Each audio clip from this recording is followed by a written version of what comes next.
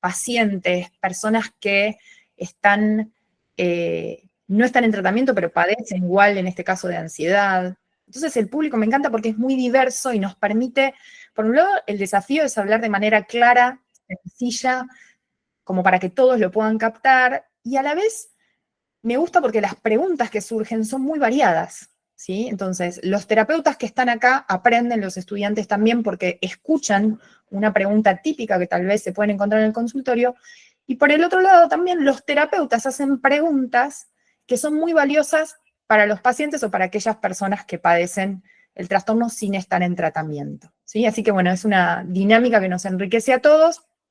Les cuento la idea de justamente los talleres, mi relación con, es ir mes a mes variando la temática, variando el contenido, ¿sí? Pero sosteniendo este mismo formato, en donde vamos a los conceptos principales que a todos nos beneficiaría tener, ya sea si somos pacientes o si somos terapeutas. Entonces, este encuentro está pensado para que se lleven herramientas, pero que también los terapeutas van a ver que yo hice hincapié en las claves, ¿sí? De las cosas típicas que se suelen olvidar los terapeutas en los tratamientos, ¿sí? Incluso yo misma me lo puedo olvidar, así que siempre viene bien revisar los PowerPoint que yo misma armo, ¿no? Digo, uno con el correr de la clínica se va olvidando principios básicos que están en los libros, ¿sí? ¿Por qué? Porque va haciendo una deformación lógica profesional, va adaptando las cosas a su estilo. Entonces van a ver que el punto es justamente de todas las supervisiones que hago yo, de todo lo que aprendo, ¿sí? Que veo que son errores comunes y típicos, hasta de errores míos, ¿sí? Trato de con mucha humildad volcar eso en estos espacios para que entre todos justamente mejoremos la calidad de nuestros tratamientos. Bien, entonces, ¿cómo va a ser la dinámica? Primero voy a estar conversando yo sobre los distintos trastornos. Al inicio van a ver que vemos cosas que son transversales a todos los trastornos de ansiedad y vamos a ir jugando entre un poco de teoría y un poco de ensayo de técnicas, ¿sí? Para que las pasen por el cuerpo directamente y se lleven herramientas. Al final del taller, 11:30, va a estar hablando José Domínguez, que es nuestro psiquiatra, así que aprovechen, háganle preguntas, ¿sí? Él nos va a contar un poquitito de las cosas típicas que pregunta la gente y que quiere saber. Si la medicación genera dependencia, si se da la misma medicación para todos, por qué la medicación para la ansiedad se llama antidepresivo, ¿no? Preguntas típicas que a veces uno no tiene la oportunidad de conversarlo en uno a uno con un psiquiatra y eso hace que tengamos miedo a la medicación, ¿sí? Que tengamos miedo a lo farmacológico. Así que tienen también este espacio justamente para conversar, no solo conmigo, que soy psicóloga, sino también con José, que es uno de los psiquiatras del equipo, que es el presidente del capítulo de trastornos de ansiedad de APSA, que es una de las instituciones más importantes de psiquiatría de acá de Argentina, ¿sí? Bueno, tenemos un sorteo además, ¿sí? Porque nuestros amigos de Centro IMA, que es una institución que se especializa en trastornos de ansiedad, que tiene muchos años de trayectoria, que los docentes con los cuales nos formamos los psicólogos están en Centro IMA trabajando, bueno, tienen unos libros preciosos, así que todas las personas que participan del taller hoy, que estén participando a lo largo del taller, van a ser sorteadas y se van a llevar uno de los ejemplares de cada libro, ¿sí? Y va a estar eso anunciado en el Instagram. Bien. ¿Alguna pregunta tenemos hasta acá? Porque ya vamos a empezar a trabajar. Me hacen manito, así que está todo espectacular. Va todo bien. Bueno, lo primero que vamos a hacer es trabajar con un ejercicio de centramiento. Un ejercicio de centramiento es fundamental cuando uno empieza a hacer algún curso, cuando uno empieza a conectarse con una actividad y viene de una rutina externa. Por ejemplo, empiezo mi sesión, el ejercicio de centramiento me permite como identificar y que mi cuerpo identifique que estoy aquí y ahora, ¿sí? Y potencia mi atención, me permite conectar mejor con lo que voy a hacer. Van a ver que yo elegí como metáfora, ustedes saben que a mí me encantan las imágenes como para que les quede un mensaje claro desde dónde hacemos el taller, elegí la imagen de una montaña para este taller. Y les voy a contar por qué la montaña. Y vamos a hacer un ejercicio de centramiento para que les quede a ustedes justamente en relación a esta imagen. ¿Sí? Ahí la veo a Priscila. Hola Priscila, no te había visto.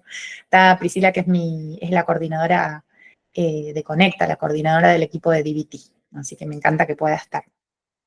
Pri, vamos a hacer un ejercicio de centramiento concentrados en qué, en una montaña, en la imagen mental de una montaña. ¿Por qué? Porque la montaña nos conecta con nuestra fortaleza interior, ¿sí? Vamos a servirnos de la naturaleza para conectar con esa sensación de estabilidad y de fortaleza interior que muchas veces nos cuesta encontrar, ¿m? Y tenemos que evocarla. La montaña tiene raíces fuertes, muchas llegan altísimo hasta las nubes. ¿M? Y la idea es que en este taller podamos sentirnos identificados con esa estabilidad. ¿M? Y que podamos sentir que todo lo que pasa con nuestras emociones, todo lo que pasa a nuestro alrededor, ya sea la ansiedad, situaciones adversas que nos pasan alrededor, son estaciones que atraviesan a la montaña, ¿sí? Es decir, nos vamos a diferenciar. La montaña no es el invierno, la nieve que hay en sus laderas, los vientos. La montaña sigue firme, ¿m? Y puede atravesar inviernos crudos, puede atravesar primaveras, puede atravesar veranos preciosos, pero la montaña sabe que es mucho más que eso. Entonces estamos hablando de identificarnos con nuestro ser, con algo que va mucho más allá de lo que estemos sintiendo en este momento, que es transitorio, ¿sí? Fíjense que yo ahora los voy a guiar con este ejercicio, con un ejercicio para que se puedan conectar con ustedes mismos, pero fíjense que ya desde el principio estamos hablando de cómo vamos a relacionarnos con la ansiedad, ¿sí? La ansiedad no nos define, la ansiedad no somos nosotros, nuestros pensamientos provocados por la ansiedad no tiene nada que ver con nuestro ser, ¿sí? Esto nos diferencia entonces de la ansiedad, los pensamientos, las situaciones externas. ¿Mm? Hacemos un ejercicio entonces de defusión, tomamos distancia y observamos, ¿sí? A eso los voy a invitar en este ratito. Bien, para poder conectar con esto que queremos hacer, les voy a pedir que apoyen la espalda en el respaldo. Van a elegir justamente una posición que les dé firmeza. En la medida de lo posible, si pueden poner los pies en la base del piso. ¿Sí? Porque justamente este va a ser como nuestro punto de referencia. ¿Sí? Vamos a descruzar las piernas, vamos a dejar las manos hacia arriba. Y ahora sí vamos a cerrar los ojos. Los que no se sientan cómodos con cerrar los ojos pueden llevar la vista a un lugar que les permita concentrarse. Y van a empezar a concentrarse en su respiración, ¿sí? La respiración va a ser natural, no es necesario que sea forzada. Sí, si pueden, que sea un poquito más larga al exhalar.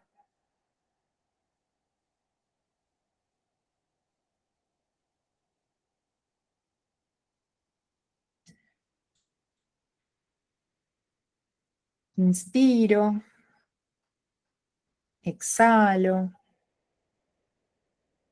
observo esa respiración. Y vamos a prestar atención a nuestro cuerpo, a la posición del cuerpo apoyado en la silla.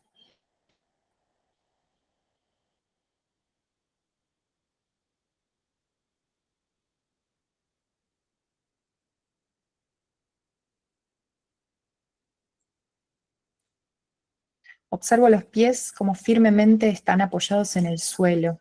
Voy a sentir cómo mi columna está apoyada sobre la silla y se siente firme.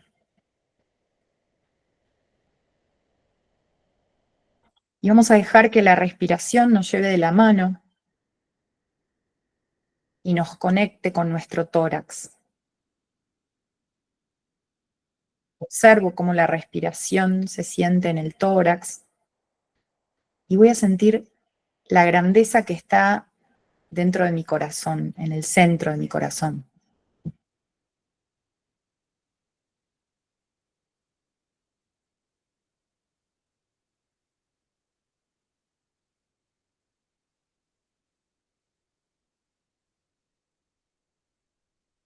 Vamos a ir sintiendo como cada respiración nos permite que el cuerpo se vaya aflojando y a la vez sostenemos nuestra posición erguida.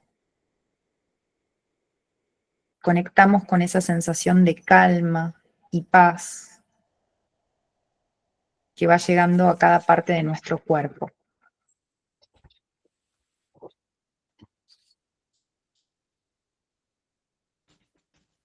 Vamos a imaginar que somos una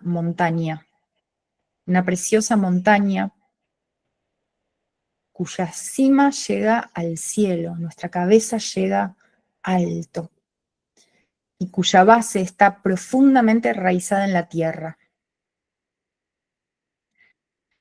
La montaña es, y en ella ocurren cosas. A veces llegan los duros fríos inviernos, esos son los momentos en los que sentimos que no tenemos los recursos suficientes, que no estamos pudiendo, tal vez por problemas que estamos atravesando de salud, problemas económicos, algo que nos pasa con nuestros vínculos, personas que se van, otras que nos desilusionan. Sin embargo, aunque soplen vientos fuertes y helados, la montaña sabe que en ella hay algo más profundo que la mantiene estable, una presencia en su centro que le da seguridad y confianza. Después del invierno llega la primavera, que es un momento superador en donde pasan las adversidades, nacen proyectos, empiezan a florecer cosas. Y la montaña lo disfruta, claro que sí, pero también sabe que la primavera pasará y que su presencia como montaña, sin embargo, no pasará. La montaña sonríe con calma y sabe que ella no es el invierno, tampoco la primavera, ni el verano, ni el otoño. Esto le sucede, pero no define quién es ella. Su ser es mucho más profundo. Somos esa montaña y somos esa presencia. Despacito conectamos en el pecho con esa sensación que está ahí en nosotros, siempre, siempre esperándonos para que conectemos con ella y para que la busquemos. Nuestra respiración nos sirve de canal para reconectar con esa fortaleza, esa calma, ese centro de nuestro ser, y esa firmeza que muchas veces dudamos que la tenemos. Despacito voy a ir conectando ahora nuevamente con la respiración. Observo la respiración y despacito vamos a ir volviendo al taller, abriendo los ojos. Bien. Aflojamos un poquito si sentimos que hay tensión, observemos cómo está el cuerpo. ¿Quién me puede contar un poco qué experimentó? Si se pudieron ir concentrando. Vieron que es una imagen mental que les transmití, que se identifiquen con una imagen de algo que para ustedes es significativo. Yo traje la montaña, ¿sí? Como una metáfora. Ustedes pueden elegir lo que para ustedes sea importante, ¿sí? Pero que tenga características justamente que evoquen firmeza, estabilidad, paz, calma. La montaña es una figura que nos precede, que está hace tantos años, ¿sí? Y que es testigo de tanto de lo que ha pasado en la Tierra que, bueno, conectar con la naturaleza, con un árbol, con los animales, obviamente que siempre es un camino de entrada para conectar también con nuestra grandeza espiritual. ¿Quién me quiere contar cómo se sintieron? ¿Qué sintió haciendo el ejercicio? ¿Qué exploró? Si le costó, si le gustó.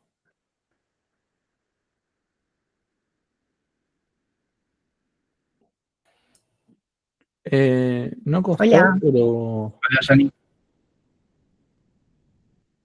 hola Toby. bueno, no, decía que no costó, fue súper relajante el proceso. Te Estuvo relajó, muy... te sirvió para relajarte. Sí, sí, totalmente. Bien. ¿Te diste cuenta cuál fue la parte que te empezó a relajar? Viste que hay un momento que dices, esta palabra me sirvió para relajarme. Sí, cuando habías dicho de concentrar no me acuerdo si era la respiración o el foco en el pecho, que lo sentía todo ahí relajado, el cuello también, las piernas también, estaba todo relajado. Sí, sí, sí. Bien. Entonces, fíjate que, ¿qué estoy haciendo? Estoy tratando de que observemos qué nos sirvió para calmarnos. A Tobías, por ejemplo, le sirvió como puerta de entrada para conectar con la calma, conectar con la sensación de respiración en una parte de su cuerpo, en el pecho. Él lo puede usar como guía eso, lo puede usar como un ancla. Cuando esté ansioso puede volver ahí, por ejemplo. Ese puede ser un lugar seguro que él va a buscar. ¿Quién más quiere contar qué sintió? Hola, a vos te Hola. conozco. Sí, Mariano, pero dice Sí, Comando Vega. Marian, te vi como Comando Vega, pero hola, Sí, Marian. no ¿Cómo lo puede estás? cambiar. ¿Cómo estás? ¿Todo bien? Bien, muy bien. Acá Contame. estudiando en la UAI. Muy bien. Bueno, a mí lo que me pasó cuando hablaste del invierno, por ejemplo, y uno ser la montaña, sentirse con fortaleza, el invierno me transmitió algunas adversidades pasadas. Y a la vez lo controlaba desde otra posición, que en ese momento por ahí estaban las adversidades, con los pies sobre la tierra y con la relajación que daba la respiración. Eso es lo que me Bien, mantenía por ahí en calma. bien, Sentí ese poco. Y después cuando hablaste de primavera, se me vino por ahí a la mente una situación actual, la situación actual que estoy pasando, de un muy buen momento de la vida, de paz mental, de tranquilidad, y a eso me remitió la primavera, y siempre manteniendo la respiración con una relajación absoluta.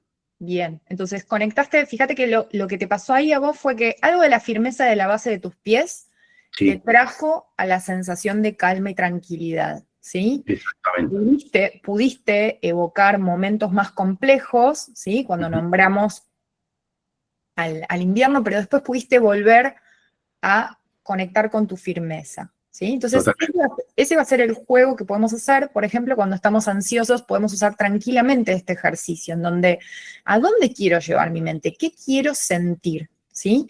Y usamos palabras y usamos imágenes, fíjense, ya empezamos el taller desde un ejercicio que pueden replicar con ustedes mismos o con sus pacientes, ¿sí? Bueno, me alegro un montón, Marian, la cantidad de veces que te escuché decir que querías estudiar psicología y ahora lo estás haciendo. Me pone Sí, súper orgullosa.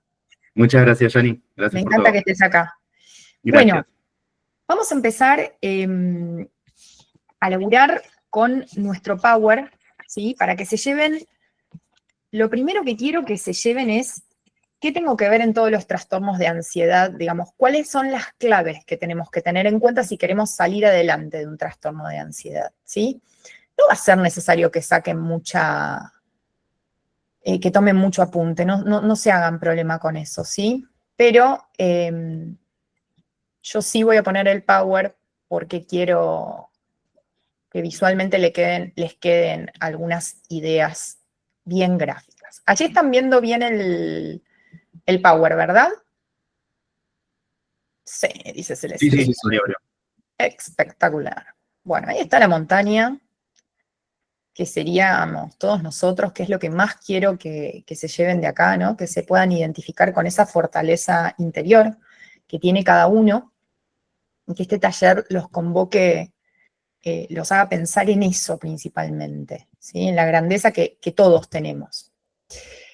Vamos a trabajar en algunos focos importantes que tenemos que tener en cuenta si yo quiero salir de un trastorno de ansiedad, ¿sí? Lo primero que vamos a hacer es identificar, ya sea si nuestro paciente tiene ansiedad o yo estoy atravesando un periodo de ansiedad, lo primero que tengo que pensar es cómo se modificó mi vida actualmente o cómo se modificó la vida de mi paciente, ¿sí? Entonces, vamos a hacer una lista de todas las situaciones que vengo evitando o haciendo con dificultad debido al temor a que aparezca la ansiedad, ¿sí? En esa lista, por ejemplo, si hablamos de trastornos de pánico, lo más probable es que en el trastorno de pánico lo que estemos evitando sean sensaciones corporales. Entonces, por ahí es evitar agitarse, cualquier cosa que te dé taquicardia, cualquier cosa que te dé mareo. ¿Por qué? Porque lo que estás teniendo miedo es a los ataques de pánico. En el caso de la ansiedad social, lo que se va a evitar son situaciones que nos generan esto de sentirnos observados, de sentirnos juzgados, el temor a hacer el ridículo. Entonces, probablemente evitemos conocer gente nueva, acercarnos a gente que la sentimos muy perfeccionista, muy crítica. Evitamos situaciones de exposición, por ejemplo, exámenes. Cualquier situación que nos ponga en un lugar un poco protagónico, vamos a tratar de evitarla o la hacemos pero con dificultad. Es importante que armemos esa lista y empecemos a tomar en cuenta cómo hemos modificado nuestra vida y qué estoy evitando. En el caso de las fobias, en general se evita todo lo relacionado en donde pueda aparecer esa situación o el objeto fobígeno. Hay personas que, por ejemplo, le tienen fobia a las arañas, van a evitar lugares al aire libre, evitan estar en lugares en donde no se haya limpiado, ¿no? Entonces están todo el tiempo tirando insecticidas, barriendo la casa, están como atentos a todos los rinconcitos, ¿sí? Entonces, observo cuáles son las cosas que vengo evitando hacer debido a la ansiedad y también puedo ir anotando, bueno, ¿y cuáles son esas cosas, esos reaseguros que vengo haciendo de más? Por ejemplo, hablando de las arañas recién, me la paso tirando insecticida, me la paso mirando debajo del sillón para ver si hay algún bichito, si se armó tela de araña, ¿sí? Es decir, la vida se modifica cuando uno tiene ansiedad. Entonces, tenemos que identificar en dónde estamos ahora, como si fuera una radiografía, ¿sí? Que me permite entender qué tengo que trabajar. Si yo no identifico qué tengo que trabajar, no sé qué tengo que enfrentar, ¿sí? No tengo cómo entrenarme para justamente volver a hacer mi vida como era antes. Y por otro lado, también no tengo cómo enfrentar a la ansiedad, no tengo cómo hacer para no sé cómo hacer para mostrarle a mi cuerpo que la ansiedad no es peligrosa, ¿sí? Ese va a ser uno de los objetivos del taller. Una vez que tenemos esta lista, ¿sí? De todas las cosas que venimos evitando o haciendo con ansiedad, les voy a dar un orden jerárquico. Les puedo poner un puntaje, ¿sí? Esto me genera un nivel de ansiedad 10, esto un nivel de ansiedad 8, esto un 3, ¿sí? Algunos puntajes se van a repetir. ¿Por qué voy a hacer eso? Porque yo tengo que poder discriminar dentro de todo esto que me pasa con la ansiedad, ¿por dónde voy a empezar? Tengo que empezar por algo que sea de puntaje más bajo. Si yo empiezo por lo más difícil, si hago un día me expongo una cosa, otro día me expongo otra, no voy a lograr una progresión que me permita que mi cuerpo entienda que la ansiedad no es peligrosa. Y con esto les doy un ejemplo concreto. Si yo tengo trastorno de ansiedad social y tengo miedo a que me juzguen, yo no puedo un día a la semana decir, bueno, hoy voy y conozco a alguien nuevo. Mañana voy y confronto, no sé, al almacenero porque me cobró algo en mal estado y quiero ir y reclamarle algo. Pasado voy y me anoto en una clase de teatro. ¿Qué significa? Sí, me estoy exponiendo, pero me estoy exponiendo de manera desorganizada, no permito incorporar un aprendizaje, no dejo a mi cerebro a que vaya conquistando una situación, de una situación a la vez, ¿sí? Entonces imagínense que es como si yo aprendiera natación y quiero aprender todos los estilos juntos, ¿sí? Entonces estoy aprendiendo a flotar, pero a la vez nadando mariposa. Entonces un día hago un poco de crawl, otro día un poco de brazada de mariposa y el otro día aprendo cómo ponerme las antiparras. O sea, cuando uno lo escucha así, resulta insólito. Y sin embargo, les puedo asegurar que cualquier persona que entra a tratamiento psicológico y que tiene un trastorno de ansiedad viene haciendo este chapuceo de cosas. Intenta exponerse sin un plan de acción claro. Entonces, si yo soy paciente, si a mí me pasa que tengo ansiedad, tengo que primero identificar ante qué cosas tengo ansiedad, ¿sí? ¿Qué cosas vengo evitando? ¿Cuáles son a las que más le tengo miedo? Y voy a empezar, si me voy a empezar a exponer, tiene que ser con las de puntaje más bajo. ¿Me siguen hasta acá? Me frenan y me hacen preguntas, ¿sí? Y otra cosa que quiero que organicen es, ¿qué reaseguros tienen? Porque también sucede que más allá de que enfrentamos o evitamos situaciones, tenemos nuestras muletas, tenemos nuestros bastones, que son depender de otros, por ejemplo, llamar por teléfono a alguien, ir acompañados, tener la pastillita de clona en el bolsillo, ¿sí? Tener caramelos en el bolsillo. Hay un montón de conductas que vamos teniendo que para el momento no funcionan. El problema es que después las vamos a tener que ir dejando, es decir, progresivamente, más allá de ir, vamos a suponer, si yo le estoy teniendo miedo, no sé, a manejar en autopista porque tengo miedo de tener un ataque de pánico. Está bien, si yo manejo en autopista, voy bárbaro con eso porque ya me entrené, pero sigo con el clonazepam en el bolsillo, en algún momento voy a tener que sacar ese reaseguro. ¿Por qué? Porque el objetivo es que yo use herramientas propias, palabras que yo me diga, respiración que yo tenga, enfoque que yo tenga, o sea, que sean elementos míos, intrapsíquicos, ¿sí? Y cada vez depender menos de apoyaturas externas, ya sea personas, objetos, amuletos, ¿sí? Pero eso es lo último que vamos a hacer. Primero tengo que ganar herramientas para poder calmarme y ensayar. Y después, despacito, vamos a ir limpiando los reaseguros. Pero quiero que hagan una lista de cuáles son todos los reaseguros que tiene mi paciente, ¿sí? ¿Cuáles son todos los reaseguros que tengo si yo tengo ansiedad? ¿Sí? Y por último, me encantaría que se puedan hacer la pregunta de toda esta lista de cosas que vienen evitando, ¿por dónde les gustaría empezar? Porque muchas veces podemos empezar por lo que menos ansiedad nos genera y parece como lo ideal, pero a veces tenemos tanta ilusión de poder con algo. Por ejemplo, el otro día una paciente me decía, yo me quiero tomar un avión porque me quiero ir de viaje con mis hijas. Bueno, perfecto, pero vos tenés trastorno de pánico, entonces todavía tendríamos que practicar que estés en un ascensor, que estés en lugares sola. Sin embargo, si la paciente no quiere perderse unas vacaciones con sus hijas, vamos a tener que establecer rápido un atajo hacia ahí. O sea, yo voy a tener que buscar que en mi jerarquía, ¿sí? Eso esté lo más rápido que se pueda. ¿Se entiende? O sea, yo tengo que poder escuchar como terapeuta qué es lo que más motiva a mi paciente en su corazón, qué es lo que más quiere recuperar. Y buscarle la manera, porque a veces si me fijo nada más por una cuestión de, bueno, empezar por lo más fácil, me olvido de la motivación que tiene mi paciente. Hay cosas que son muy importantes para los pacientes y si están motivados a veces logran cosas impresionantes, ¿sí? Así que vale también en la lista de jerarquías, cuando empezamos a pensar qué va primero, qué va después, qué ensayo primero, qué ensayo después, vale preguntarnos por la motivación. ¿Me siguen hasta acá? ¿Esa pregunta se entiende? Vamos bien, entonces. Sí, súper. ¿Qué tenemos que fortalecer? Estas son dos claves fundamentales para mí. Lo primero es, si mi paciente se va a exponer, si yo como persona que tengo ansiedad me voy a exponer a hacer una situación, a hacer algo que me da ansiedad, tengo que prestar atención a dos cosas. La primera es, ¿qué me voy a decir antes, durante y después del ejercicio? ¿Sí? Es fundamental que yo me prepare mis frases. No es lo mismo si yo me digo, quiero sacarme de encima rápido esta situación, el pánico es peligroso, no voy a poder con esto, que si yo me digo, me concentro en respirar, va a ser incómodo, pero voy a poder con eso, ¿sí? Paso a paso, lo importante es avanzar cada día un pasito, ¿sí?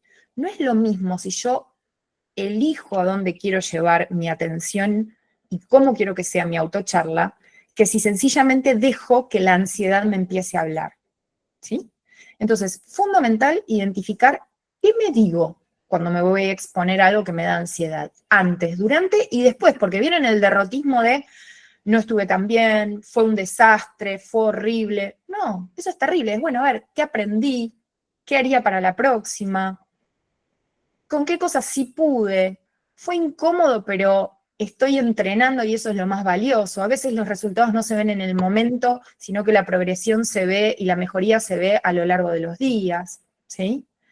Fundamental entonces, que se cuiden con el después.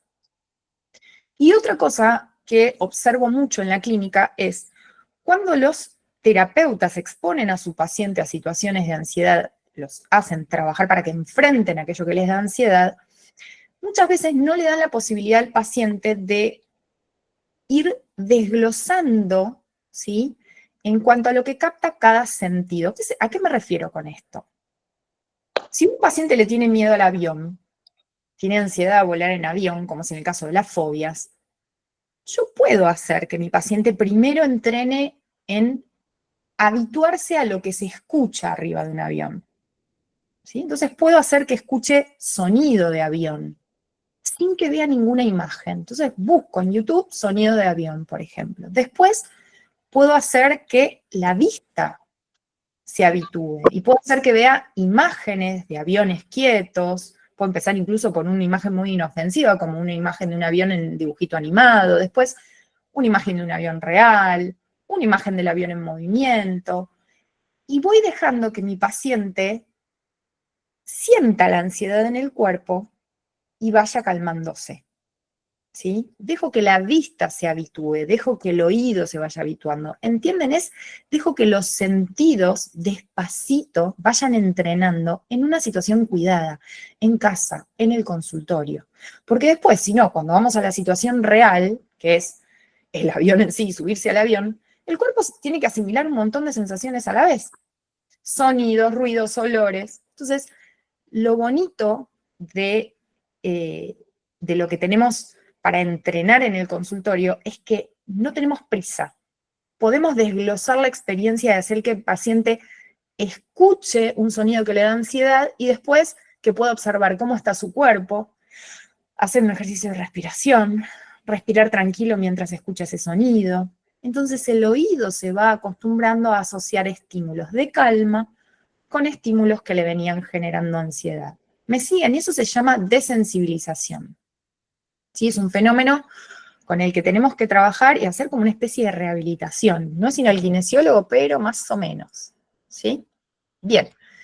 Hasta acá, ¿qué dudas tenemos? ¿Qué preguntas me quieren hacer? Las preguntas que les surjan desde lo personal, ¿no? De, bueno, hasta acá de lo que escuchan, qué cosas por ahí es lo que más les costó, de lo que les dije. Pau. Hola, ¿cómo están? ¿Qué tal? Mi pregunta es, cuando trabajamos en desensibilización, ¿no? Por ejemplo, y exponemos, nos elegimos primero el sentido del oído, como decías recién. Durante el ejercicio, la idea es que pueda transitar el pico de ansiedad y que empiece a bajar. Digo, esa sería como un objetivo a lograr y que pueda ver cómo esa ansiedad tiene como una curva y empieza a ceder una vez que está expuesta a Sí. expuesta o expuesto a ese sonido. Muy buena esa pregunta, Pau, porque es la pregunta sobre qué es la desensibilización, sería cómo sería una desensibilización correcta.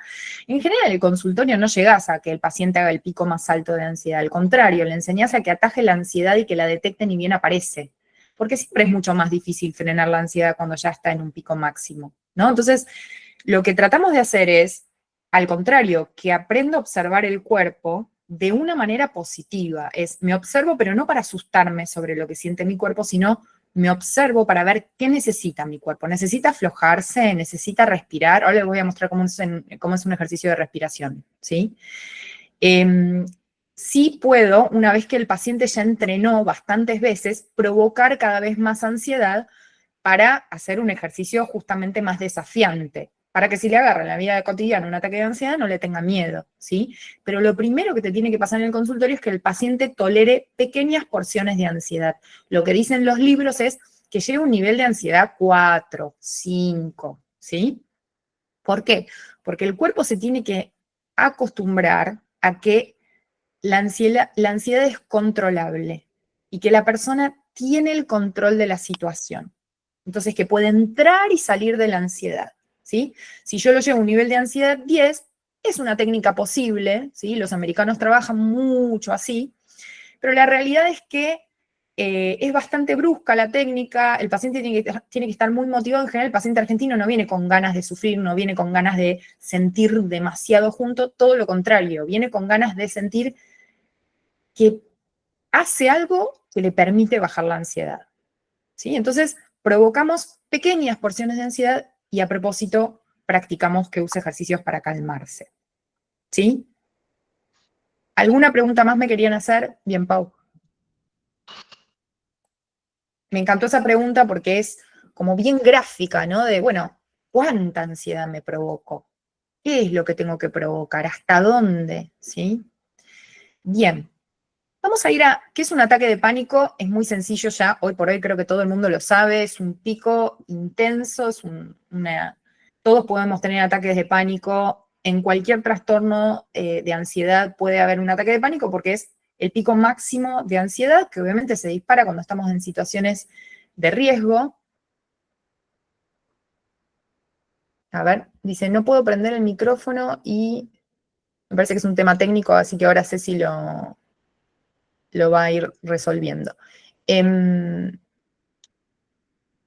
ataque de pánico, les decía, es un pico de ansiedad, ¿sí?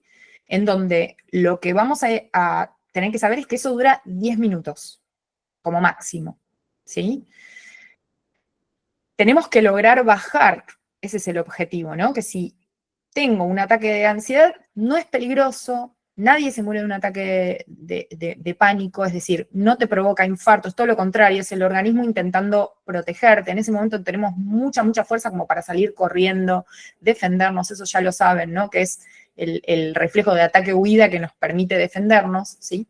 Pero sí es importante aprender y que el cuerpo reaprenda que un ataque de pánico no es peligroso.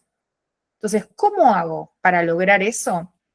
Bueno, justamente en el trastorno de pánico, lo que sucede es que, vamos a ir avanzando un cachitín, ahí está. En el trastorno de pánico, lo que voy a provocar es que mi paciente sienta las sensaciones de ansiedad, por ejemplo, la taquicardia, la voy a provocar. ¿Cómo puedo provocar taquicardia? Respirando fuerte, haciendo hiperventilación, saltando en el lugar, ¿sí?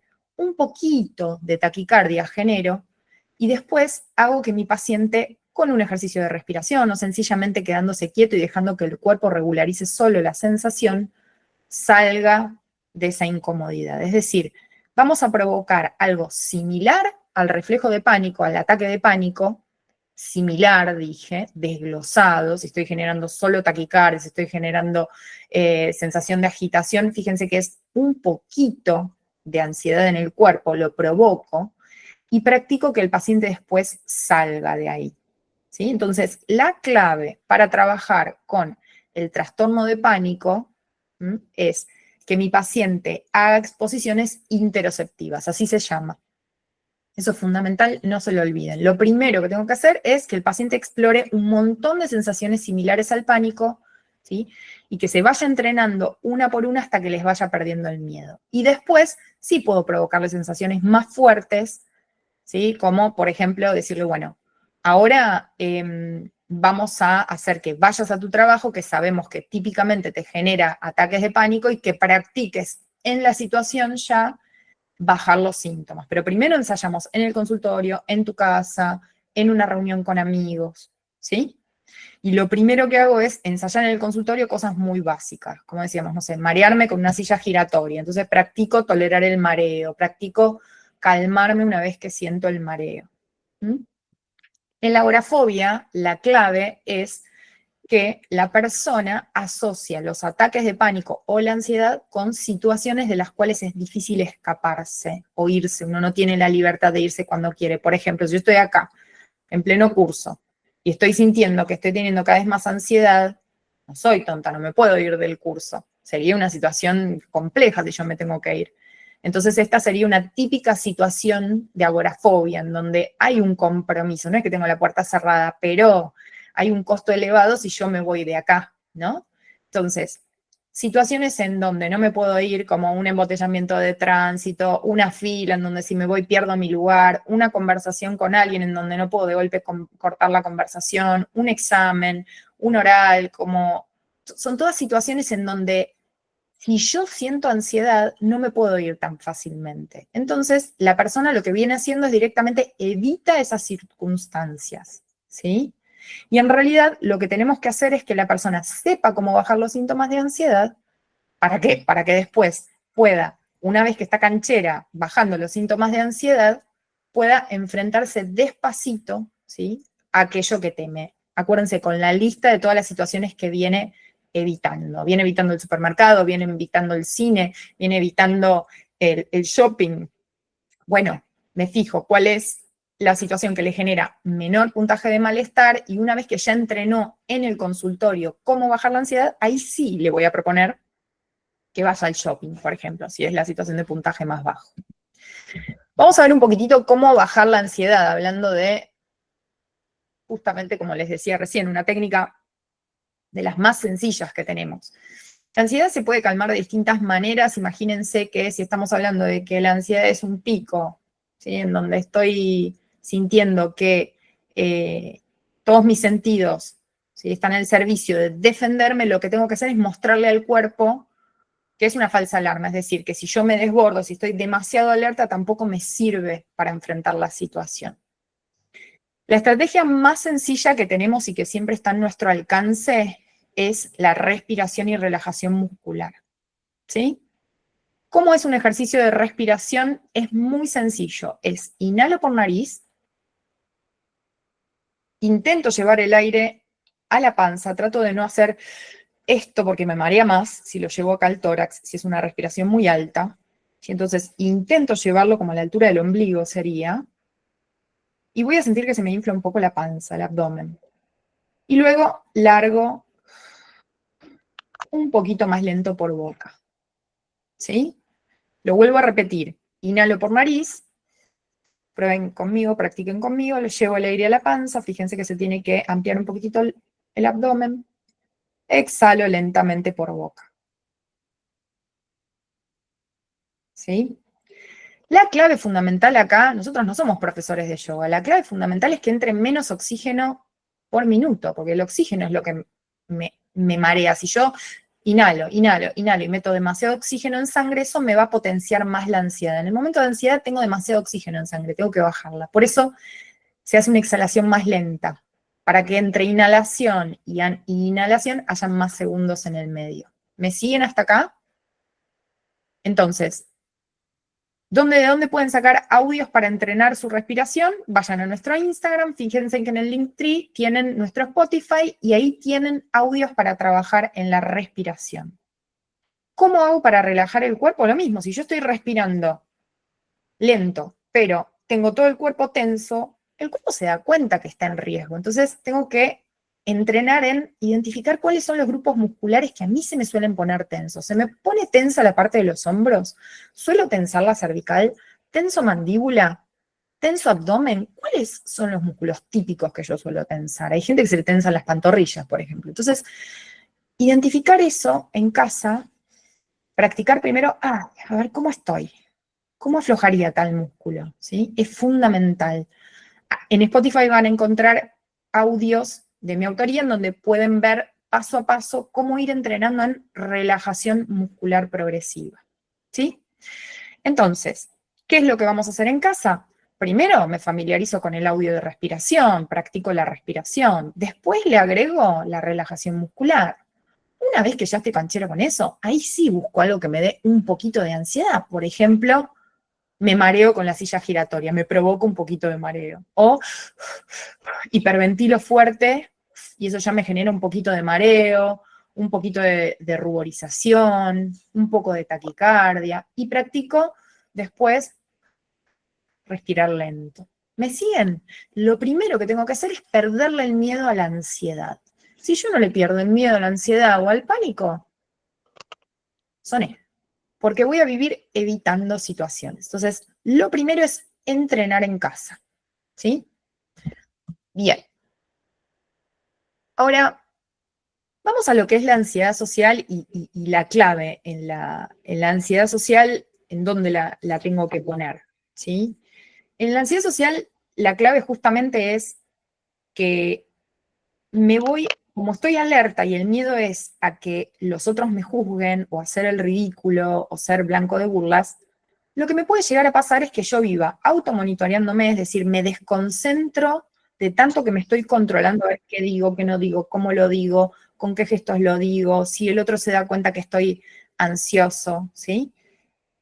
Puede suceder que yo me distraiga y que mi discurso realmente suene como muy disgregado, que se note que estoy desconcentrada. Puede pasar también que esté tan atenta a las reacciones del resto, ¿sí? Así el otro se aburre, así el otro tiene cara de, uy, dijo una pavada, que eso también me desconcentre de lo que estoy diciendo. Entonces hay como un triple monitoreo, ¿sí? De mi performance, lo que digo, lo que dice el otro, y también esta cosa de que cuando me monitoreo si se está notando que estoy ansioso, ¿no? O sea, si el foco de atención va hacia esos lugares, obviamente que mi rendimiento va a bajar. Entonces, el desafío en el trastorno de ansiedad social es entrenar para sostener el foco de concentración en la tarea. ¿Sí? ¿Por qué? Porque el ansioso social, automáticamente la ansiedad se le va a automonitorearse, monitorear al otro, monitorearse el cuerpo, y se corre de su lugar, o sea, se desconcentra, se va de lo que realmente quiere decir, no sabe ni lo que está diciendo para agradar al resto. Es terrible porque se pierde de su propia esencia, se corre de su propio discurso.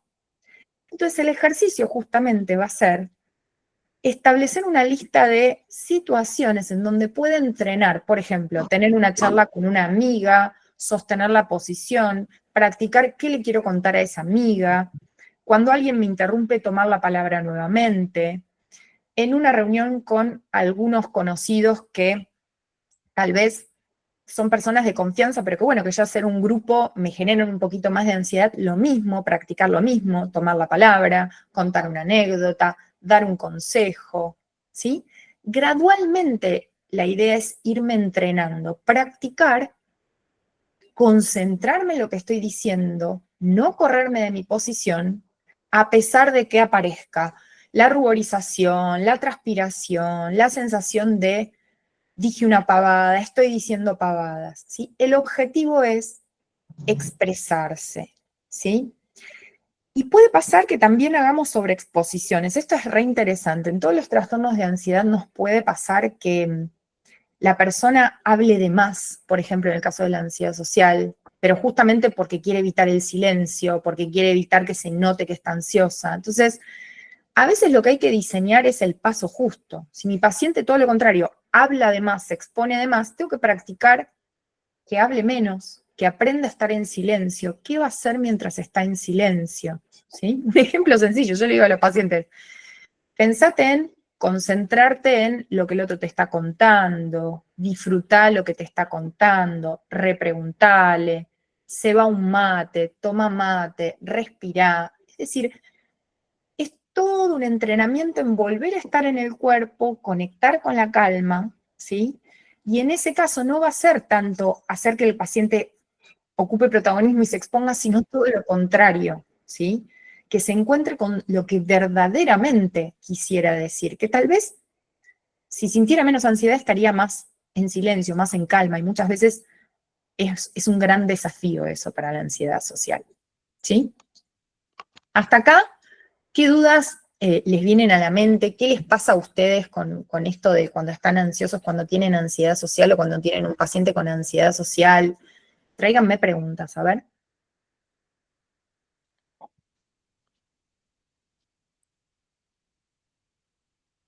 ¿Estamos bien?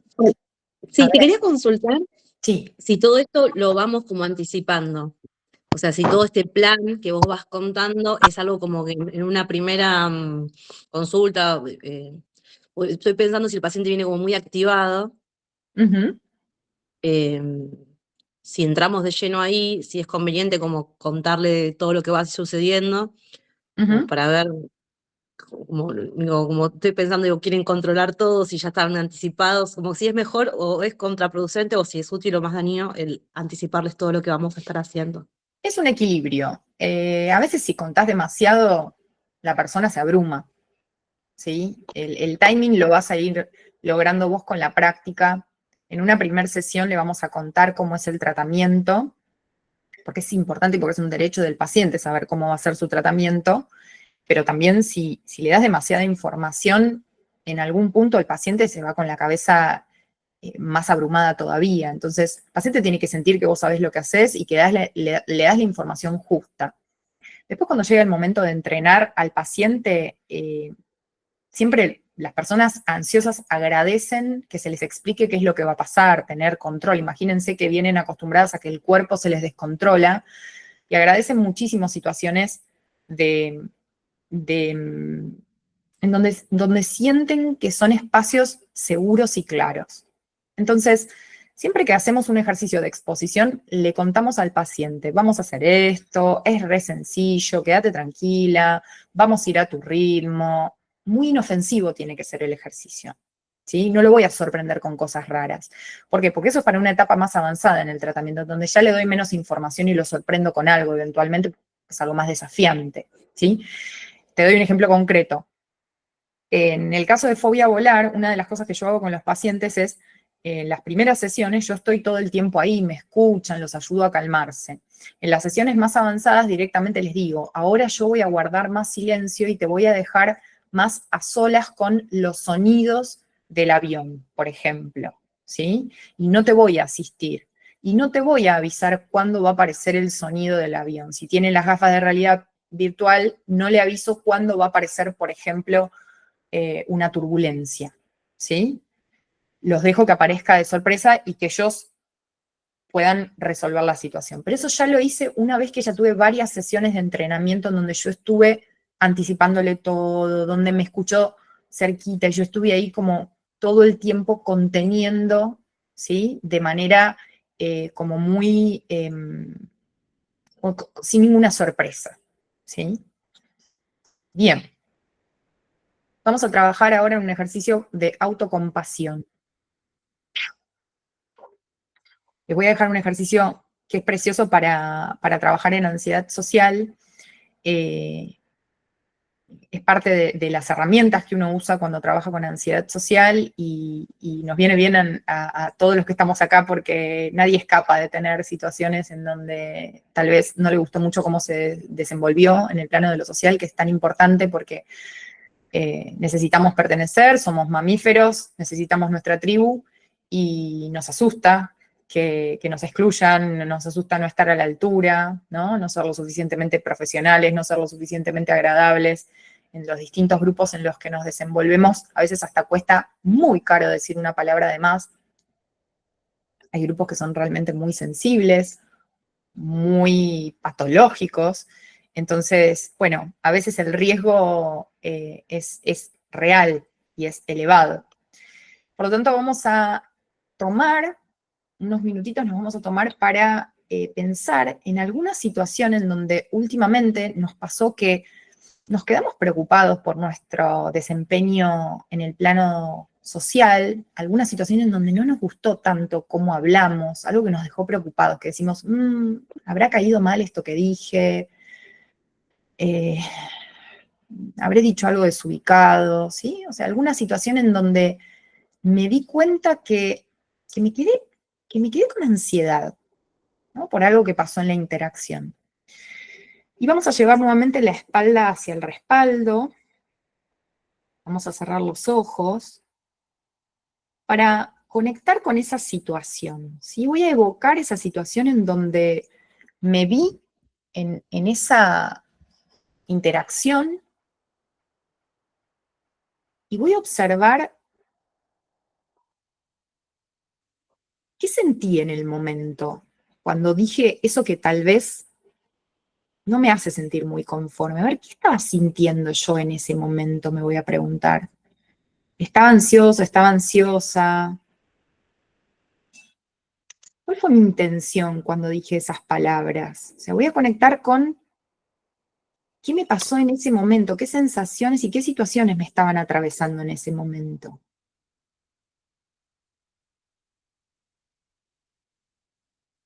Y ahora lo que vamos a hacer es identificar qué me dije después de ese momento. ¿Me critiqué mucho? ¿Me enojé conmigo misma? ¿Me juzgué? recuerdo cuáles fueron las palabras que me dije.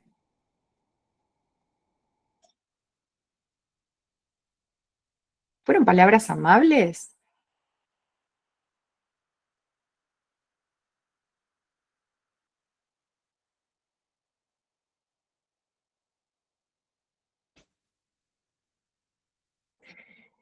Ahora lo que vamos a hacer es observar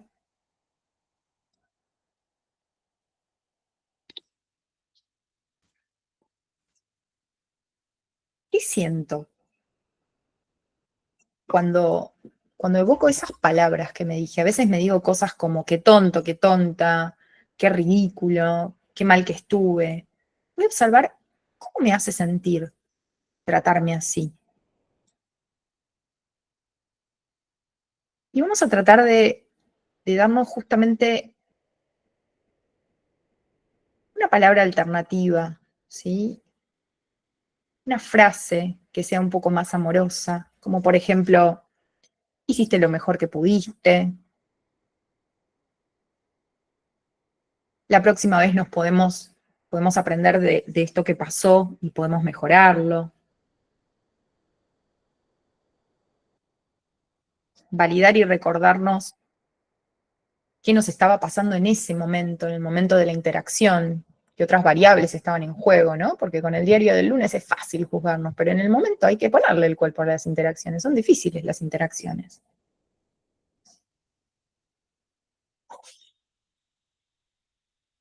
Es casi como si generáramos un diálogo interno entre esa parte mía que va y se desenvuelve en la vida cotidiana y esa otra que después juzga. Entonces, vamos a hacer que charlen un poco. Y que esa parte que juzga pueda escuchar también a ese otro que se desenvuelve todos los días y que me hace tantos favores y resuelve tantas situaciones. ¿Mm? Vamos a hacer que, ese, que esa instancia, ¿sí?, de autocompasión, de comprensión, se sienta como si dos amigos se sentaran a aclarar algunas cosas, algunos malos entendidos, llegan un poco las paces. Como, bueno, hice lo que pude, no es tan sencillo. Entendeme vos también a mí, que hago lo que puedo. Voy a tener en cuenta esto que me decís para la próxima, pero háblame bien, por favor.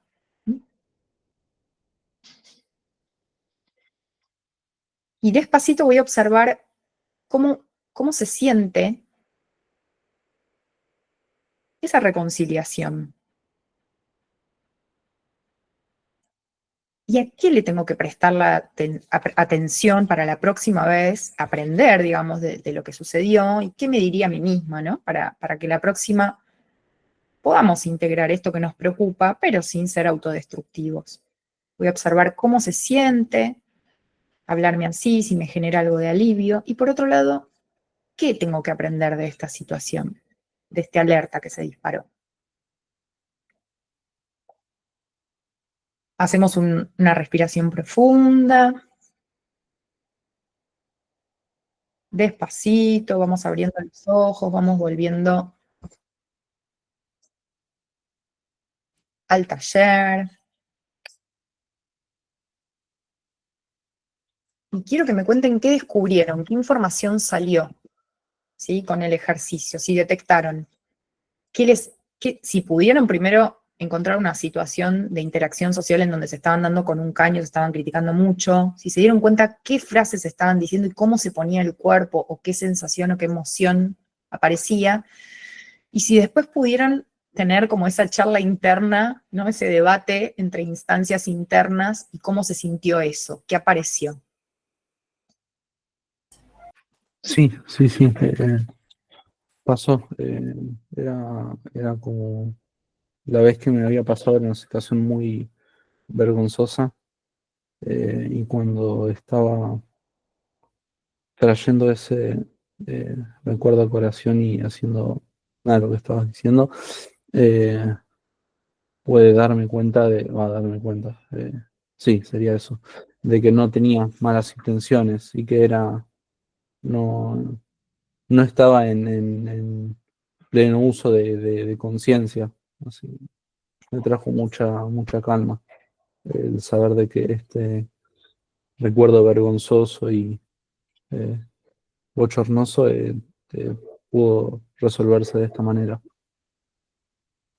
Bien, entonces pudiste recordar primero lo que sentiste, la sensación de vergüenza, la sensación de bochorno, y por otro lado también te diste la posibilidad de, algo que es súper importante, es como no tienen la posibilidad de seguir procesando eso que pasó. Saben que este ejercicio nos permite como masticar, terminar de masticar una situación, que no nos quede esa sensación de que el día sigue, ¿no? Por ahí tuvimos una situación que nos dejó mal, no nos damos el tiempo para procesar eso, y todo eso sigue como un arrastre en donde después terminamos explotando, ¿no? Como dice DBT, el famoso análisis en cadena, cuando empezamos a identificar cuándo arranca la crisis, ¿no? O sea, cuándo arrancó el momento en el que después finalmente termino colapsando. Bueno, por ahí arranca con esa interacción que tuve en donde me enojé conmigo mismo porque no me gustó mi performance y me quedé mal ya, y eso lo arrastro, ¿no? Entonces, qué importante este ejercicio que hace que si mi paciente se va a exponer,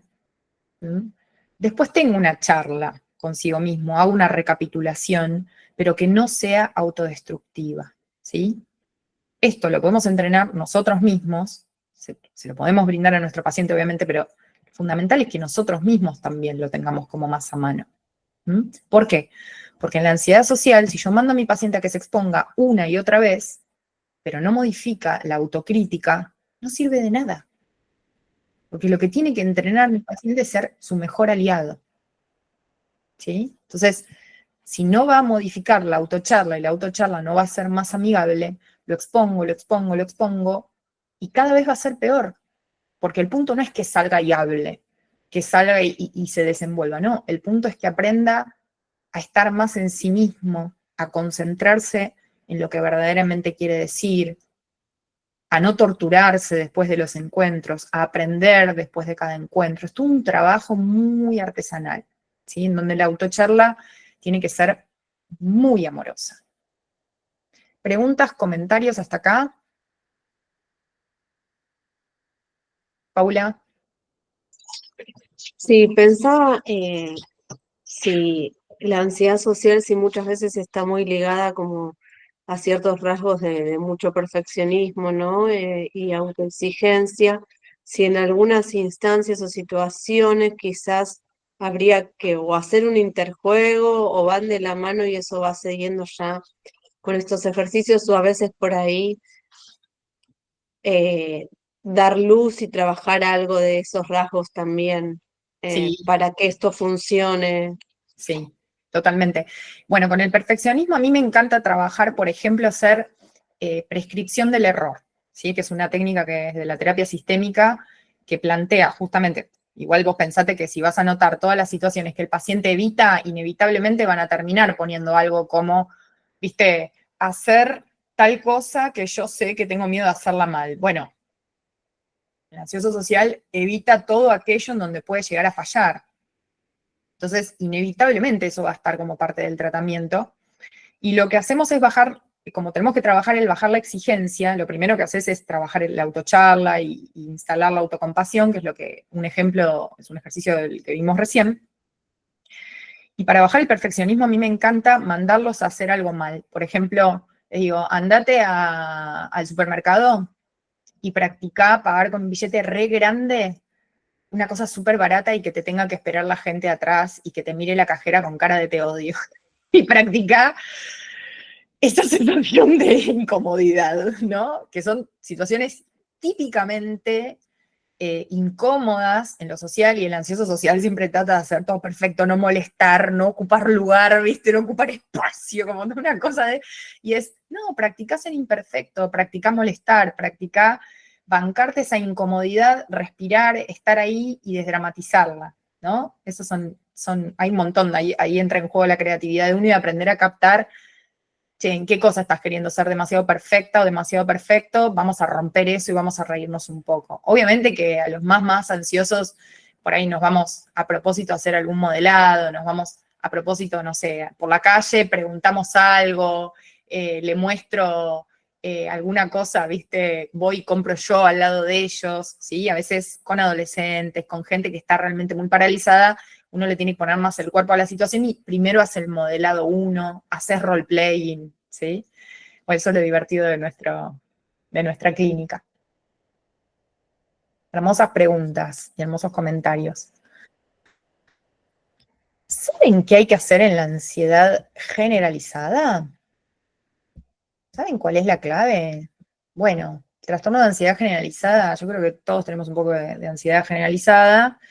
El que tiene el trastorno bien instalado, lo que le pasa es que es terrible porque vive con situaciones que lo asaltan la preocupación de una manera realmente muy agobiante.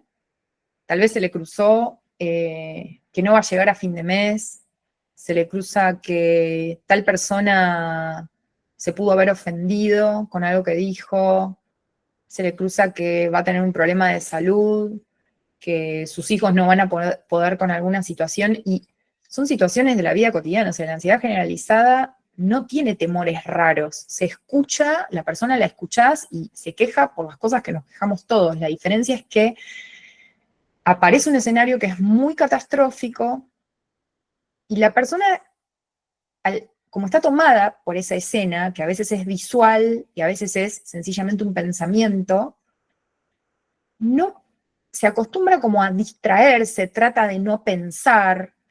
Y el problemón que tenemos es que a veces las personas con ansiedad generalizada tienen que ocuparse de problemas. Entonces no hay una distinción, o sea, hay una gran desconexión y no aprenden a decir, bueno, ¿qué estoy pensando? ¿Qué estoy sintiendo? ¿Tengo que elaborar una estrategia ante esto porque es probable que suceda? ¿Quiero prevenir algo de esto? ¿Cómo me veo resolviendo esta situación? Hacerse esas preguntas es dificilísimo con alguien que tiene ansiedad generalizada porque en general ya identificar lo que los pone ansiosos ya los angustia muchísimo, los pone ansiosos de por sí. Entonces la persona hace como una... Es interesante porque entran en el pensamiento y a la vez lo esquivan, ¿no? Como que es como una cuestión de ya lo estoy pensando, pero no lo quiero hacer consciente. Eso es lo que sucede. Entonces, nuestro desafío es, primero, que le pongan palabras. Para eso, vamos a usar este ejercicio, que es uno de los ejercicios básicos que se usan para el trastorno de ansiedad generalizada, que es, a través de 3 preguntas básicas, conectar con qué me está pasando con esa situación y cómo me visualizo enfrentándola. Para eso lo vamos a hacer nosotros mismos, nosotras mismas, en este momento. ¿Sí? Ya que es un taller, lo pasamos por nuestra experiencia. Vamos a evocar alguna situación que nos haya generado preocupación últimamente. Como vivimos en Argentina, tenemos la suerte, preocupaciones tenemos seguro. Algún quilombo con alguien, algún problema económico. Me voy a detener un ratito con ojos cerrados o sencillamente mirando hacia algún lugar a ver cómo me tiene esa situación, cómo estoy. ¿Mm? Y me voy a observar y observar qué siento ante esa situación. Y ahora voy a ir por más, y aunque cueste, me voy a preguntar qué es lo peor que pienso que puede pasar. Porque si mi mente está preocupada, evidentemente la tengo que escuchar. Entonces voy a observar, a ver, ¿cuál es el peor escenario que me está preocupando? ¿Mm? Estoy pensando, no sé, que la situación se me va a ir de las manos, estoy pensando algo muy terrible. ¿Mm? O sea, lo primero que tengo que identificar es a qué le tengo más miedo.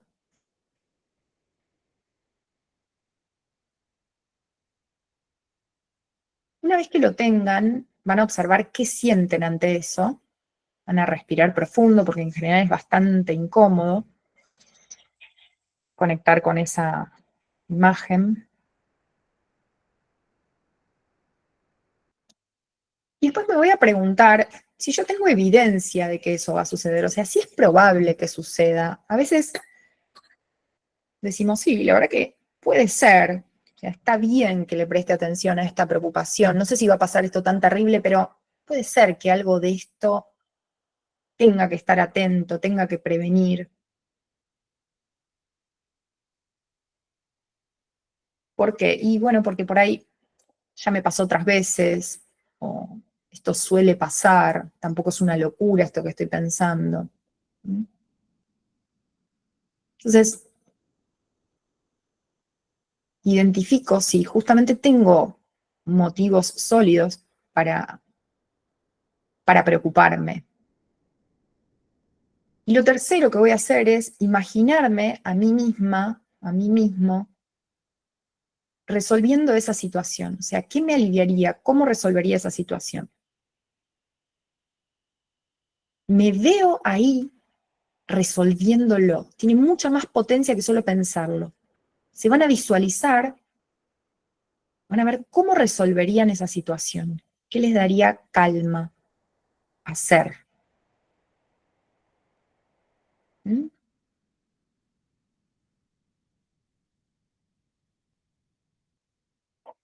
Y van a imaginar si tienen que contactar a alguien, si tienen que hacer alguna cosa en especial para prevenir eso que pienso que puede pasar. Despacito, inhalo, exhalo lento.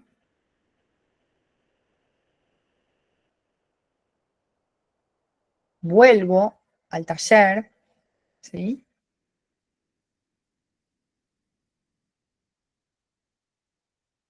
Sí quedé muy movilizada porque la situación realmente era muy estresante. Fundamental respirar un poquitito. Andy, contame. Abrí micrófono así te podemos escuchar, que estás levantando la mano.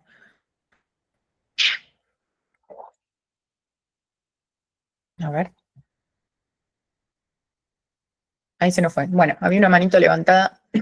Díganme si pudieron, primero, evocar una situación que les dé preocupación, si pudieron captar si realmente había que elaborar una estrategia, y qué sintieron cuando se vieron resolviendo algo de esa situación, qué sensación les generó y qué información les aportó. ¿Sí? Visualizarse haciendo, resolviendo. ¿Quién me quiere contar? O si les costó, por ahí me dicen, la verdad que me recostó, no entendí esta parte.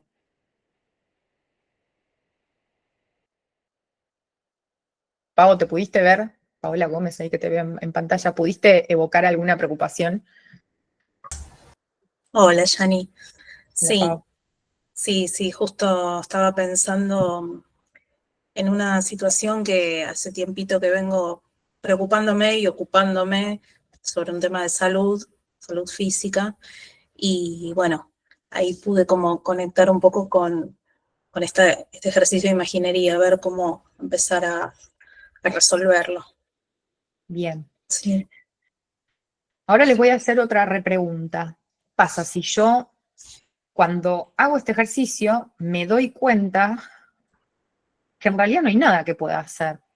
No hay nada que tenga a mi alcance. Tal vez solo tengo que esperar, tal vez ya no depende de mí, tal vez estoy demasiado ansiosa, me estoy haciendo demasiado la película. También nos puede pasar, ¿no? Que decís, che, no sé identificar si estoy preocupándome de más o realmente hay algo que pueda hacer. Y me puedo encontrar con la respuesta de, no, la verdad me estoy haciendo la película, además no tengo tanta evidencia de que eso va a pasar. Entonces, en esos casos, lo que voy a usar es un ejercicio para darme autocalma. ¿Mm? Un ejercicio como el de la firmeza de la montaña que hicimos hoy es válido. Un ejercicio de respiración, usar los audios. ¿Sí? Visualizarme a mí misma sana, resolviendo fuerte el problema, es un ejercicio posible. ¿Sí? Instalo escenarios saludables, de fortaleza, que le den calma a mi cuerpo. ¿Mm? Eso se hace una vez que yo me di cuenta que no tengo nada que resolver. O sea, a mí me pasó que este curso lo iba a dar en mi casa y estaba el tema de la luz medio complicado. Y dije, si yo seguía firme con la estrategia de no va a pasar nada, me visualizo, corríamos el riesgo de que se nos corte la luz. Entonces dije, bueno, como ya pasó un par de veces, vamos a elaborar una estrategia, lo doy en otro lado del curso, ¿sí? Entonces, ¿qué necesito para sentirme que esa preocupación merma? Identifico si tengo que realmente hacer algo, si hay algo que puedo hacer, y con lo que ya no puedo hacer nada, porque no depende de mí, son frases tranquilizadoras que me puedo dar a lo sumo, ¿sí? Es decirme, no sé, lo dejo en manos de los médicos, elegí ya médicos de confianza, puedo hablar con un tercero, puedo hablar con otras personas que me ayuden a mirar desde otro lugar lo que me pasa, eso es válido también, ¿sí? Entonces, fíjense que el taller busca darles estrategias personales y que después la segunda opción sea, en todo caso, pedir ayuda, hablar con alguien, pero en principio ampliar más su cofre de herramientas. Rocío, ahí levanta la mano. Contanos, Rocío, Hola, ¿qué tal? ¿cómo está? Bien, estaba pensando, ¿no? Bueno, en el caso de un consultante que tiene ansiedad generalizada, ¿no? Se preocupa por las hijas, se preocupa por su trabajo, se preocupa por la madre, ¿no? Bueno, tiene múltiples preocupaciones.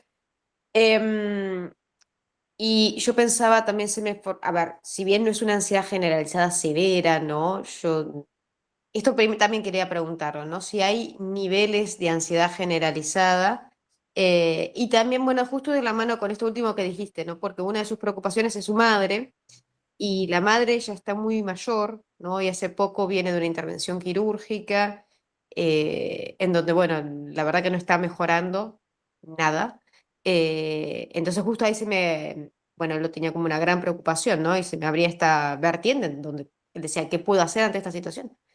Y claramente que, bueno, más que lo que ya estaba haciendo, ayudarle a conseguir los mejores médicos, etcétera, mucho más no había para hacer. Entonces ahí me quedé con esto que vos decías, ¿no? ¿Qué puedo hacer ante esta situación? Si puedo hacer algo más de lo que yo ya estoy haciendo. Exacto. Solo que, bueno, eso a veces tal vez en esta persona en particular no calma su ansiedad. Sí, primero en cualquier trastorno de ansiedad vos vas a tener moderado, grave, ¿no? Un trastorno de ansiedad generalizado severo, por supuesto, a veces requiere de un tratamiento combinado, o sea, con farmacología.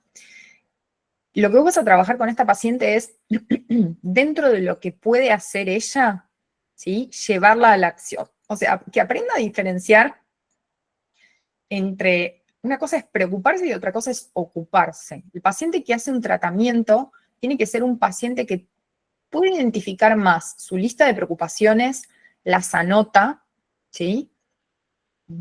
Tiene la posibilidad de identificar qué quiere hacer con eso y qué es lo que sí tiene a su alcance y qué es lo que no. Con lo que no tiene a su alcance, por ejemplo, un paciente que tiene que trabajar la aceptación, a veces hay que trabajar el duelo, ¿sí? Permitirle al paciente que llore por lo que le pasa, que esté enojado por lo que le pasa en sesión, prescribirle que esté triste, prescribirle el llanto, ¿no? O sea, le indico a mi paciente que pueda atravesar también esas sensaciones, porque si yo no me conecto con el dolor, si yo no le hago espacio también, ¿no? A eso, va a ser peor. Tengo la fantasía de que todo es solucionable y todo es estrategia de afrontamiento, ¿no? Hay que aprender nosotros como terapeutas a distinguir entre ¿qué necesita mi paciente en el espacio de la terapia? ¿Necesita que hablemos de cómo va a ser la despedida de tu mamá? ¿Querés decirle algo a tu mamá si es que está grave? El día de mañana, ¿cómo imaginás que va a ser estar sin tu mamá? ¿Sí? Todas esas preguntas tenemos que lograr que el paciente las pueda habitar, las pueda sentir, porque están y están haciendo fuerza y es lo que hace que se ponga más ansioso. El tema es que eso es cuando el paciente está en tratamiento. ¿Sí? Muchas veces lo que nos pasa es que ni siquiera la persona llega a tratamiento. O sea, no, vive preocupada, vive haciendo que, no sé, los hijos le manden mensajes para avisar si llegaron a algún lugar, vive controlando a todo el mundo, vive ansiosa, vive desconectada del disfrute y no llega a tratamiento esa persona. Entonces, si alguno de ustedes que está en este taller, como público general, digamos, se está dando cuenta que vive preocupado por cosas de la vida cotidiana, que piensa de manera catastrófica, fundamental empezar a escuchar qué me pasa, qué me preocupa, qué siento, qué quiero hacer con esto que me preocupa, qué quiero hacer para calmarme con aquellas cosas que no dependen de mí. Y si veo que no puedo con eso, pido un turno con un psicólogo porque los trastornos, y más el trastorno de ansiedad generalizada, son trastornos difíciles de erradicar, no son tan sencillos, ¿sí? Entonces, si hay trastorno instalado, se necesita psicoterapia, ¿sí? Por supuesto que este taller les deja algunas herramientas, pero cuando hay trastorno ya instalado, sí es necesario consultar a una psicoterapia, ¿sí? Bueno, ¿te respondí tu pregunta? Sí, muchas gracias. Buenísimo. Entonces, después si querés, contame a ver con qué estás más trabada y te ayudo, a ver en qué la tenemos que ayudar a esta paciente con esta etapa, ¿no? De su ciclo vital, de su mamá siendo por ahí más mayor, estando con problemas de salud, que es toda una etapa típica que muchas veces acompañamos en la clínica. Lo último que vamos a ver es el tema de las fobias, ¿sí? Fundamental que tengo que tener en cuenta en las fobias, un paciente que le tiene miedo a un objeto o a una situación, yo tengo que lograr que se habitúe a exponerse a eso. Tenemos que tener en cuenta que los pacientes fóbicos muchas veces tienen mayor sensibilidad al dolor. Entonces, por ejemplo, si hablamos de las fobias a las inyecciones, a las intervenciones quirúrgicas o a las consultas médicas, tengan en cuenta que son pacientes que sienten más dolor. Entonces, por ahí, no sé, uno evitan ir al odontólogo. Sí, porque sienten mucho más. Entonces, son pacientes más sensibles, tienen mayor sensibilidad ante ciertos sonidos, temor a ciertas sensaciones corporales. Por lo tanto, son personas con las que tenemos que trabajar. Primero, que se familiaricen con manejar las sensaciones de ansiedad, las palpitaciones, el sudor. Le voy a preguntar, no sé, supongamos, cuando ves una cucaracha, ¿a qué le tenés miedo? ¿Sí? Lo primero es aprender a autocalmarse. Si yo no sé estar en mi cuerpo, si yo no sé autocalmarme, si yo no sé calmar una taquicardia, le voy a tener miedo como una reacción en cadena. No es nada más lo que veo del insecto, sino también todo lo que me genera. Entonces, es fundamental trabajar con exposiciones interoceptivas también, o sea, que el paciente sepa manejar la ansiedad, y después sí voy a exponerlo desmenuzadamente, como vimos hace un ratito, a todo lo que es la desensibilización. Entonces, si es una cucaracha, primero va a ser una fotito de una cucaracha en dibujito animado, después voy a mostrarle una cucaracha de verdad, después le voy a mostrar una cucaracha de estas de chasco, después le muestro un video de cucarachas, ¿sí? Gradualmente voy haciendo que la vista se vaya habituando, después le voy agregando movimiento al objeto, hasta que llego al objeto real, ¿sí? Le puedo mostrar una cucaracha dentro de un frasco. Todo eso es dentro del consultorio. Y mi paciente, mientras ve el objeto fobígeno, se expone a la situación fobígena, mientras va usando un ejercicio de respiración, con sus frases de autocalma, ¿sí? Entonces lo que logramos es desensibilización gracias al poder de la habituación, pero sí tengan en cuenta que son pacientes que son muy sensibles, entonces hay que darle todo el respeto que merece todo ese sistema nervioso, por eso desglosamos cada una de las sensaciones que puede llegar a tener y vemos cómo exponerlo a eso, ¿sí? Bien, lo tenemos a José acá conectado, que ya llegó el momento de hablar con nuestro psiquiatra. Rocío, contame. Hola, José. ¿Cómo va? ¿Todo bien? José, entre avión y avión viene y nos viene a charlar, chicas. ¿Qué nivel? José es el presidente del capítulo de ansiedad de APSA, es el presidente de FEPRA, Santa Fe, o sea, está en muchas instituciones, sabe muchísimo, son muchos años de clínica, y viene a contarnos un poquito y a abrir su experiencia para que le puedan hacer preguntas típicas que tengan dudas sobre la ansiedad, ¿sí? ¿Tenían alguna pregunta, Rocío? No sé si querías comentar algo de esto que estamos viendo de las fobias. No, perdón, se me quedó la mano levantada, mil disculpas. Quedaste con exceso de proactividad. Muy bien, Rocío. El libro, va el libro para vos, me parece. Premio a los que más participaron y más se la jugaron. Vamos, Rocío. José, todo tuyo, ¿sí? ¿Qué tal, Yani? ¿Cómo va? Muy bien. Bueno, les cuento para los que no me conocen, como decía Yani, bueno, yo soy médico psiquiatra. Hace ya prácticamente un año que estoy trabajando con Yani, con todo el equipo de Conecta, a pesar de no estar en Buenos Aires. Yo soy de Santa Fe, y bueno, tenemos en común unos cuantos pacientes que veo online. Y bueno, ahora casualmente, justo cuando Gianni me dijo de esta reunión que era hoy, yo una vez por mes o cada 2 meses vengo a Capital, porque tengo una reunión con el equipo de la Asociación de Psiquiatras de Argentina, donde formo parte, y bueno, justo hoy a la tarde es la reunión, y me bajaba del avión a las 9:40, así que los tiempos me daban justo.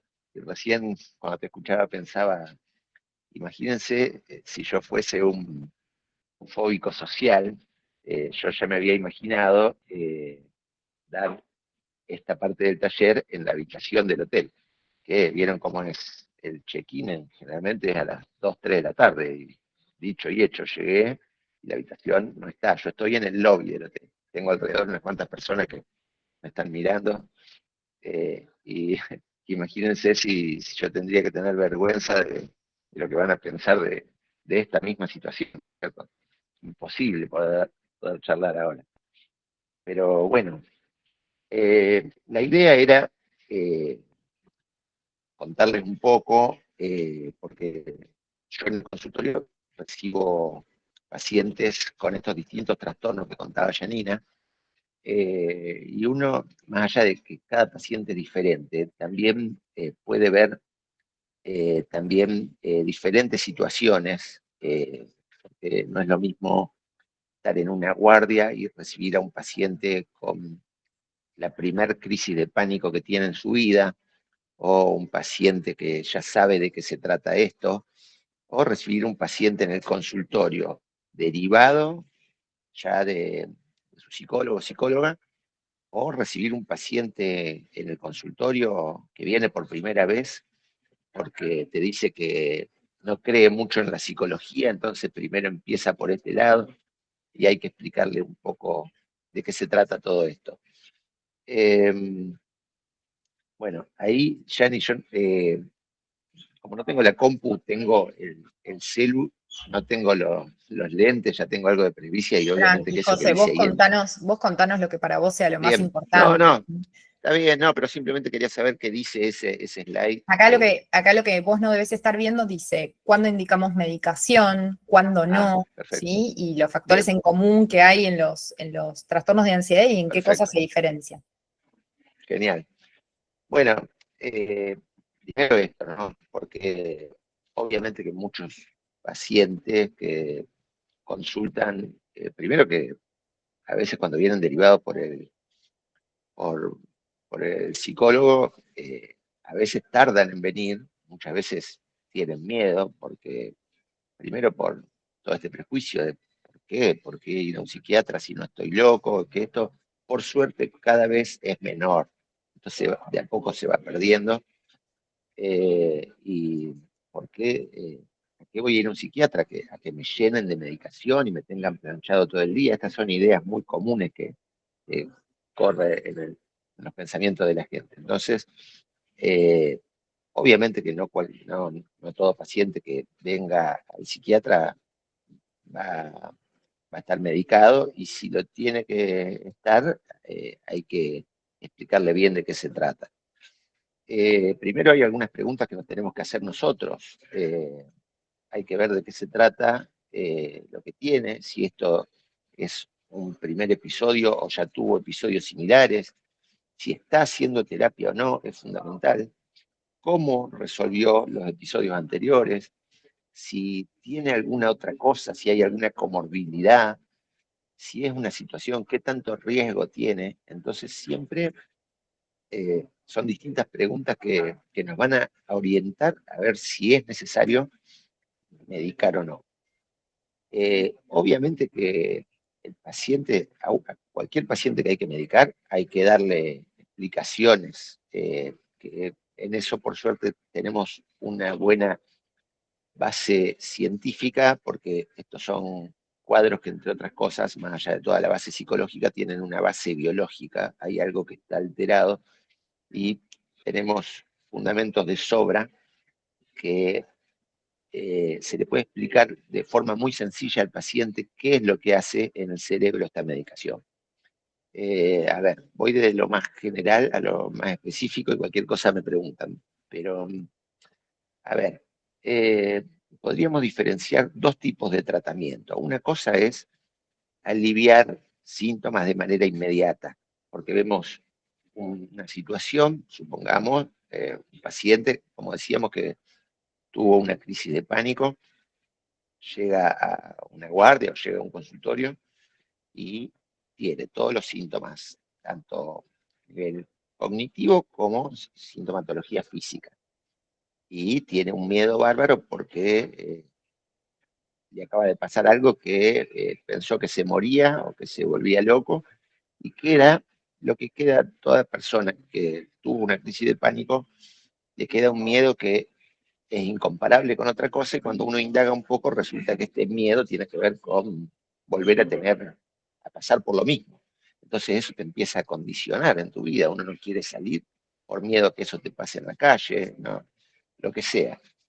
Entonces, primero, bueno, hay que apagar ese incendio y si es necesario, se da alguna medicación de rescate en el momento, que actúe rápido. Entonces, para eso existe un grupo de ansiolíticos que se llaman benzodiazepinas, eso es lo más usado, y eso tiene, como les decía, tiene una explicación. Esto actúa sobre un neurotransmisor específico, una sustancia que tenemos en el cerebro que se llama GABA, es una sigla, eso significa ácido gamma aminobutírico, y es un neurotransmisor inhibidor del sistema nervioso. Se dice que es como el freno natural del cerebro.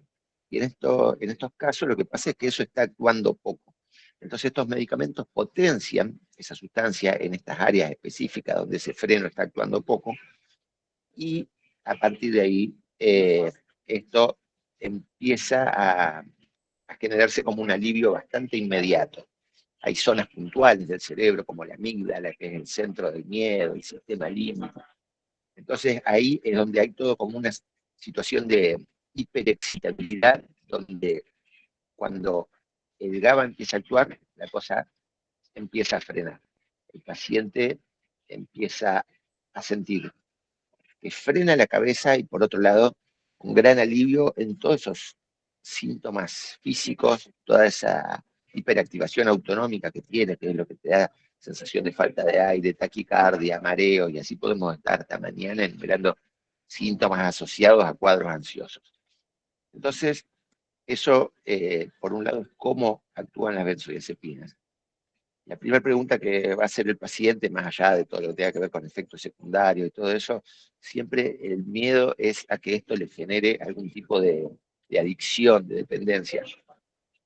Por supuesto, porque hay noticias, hay reportes de casos donde es muy común la adicción a benzodiazepinas, y sí, es cierto.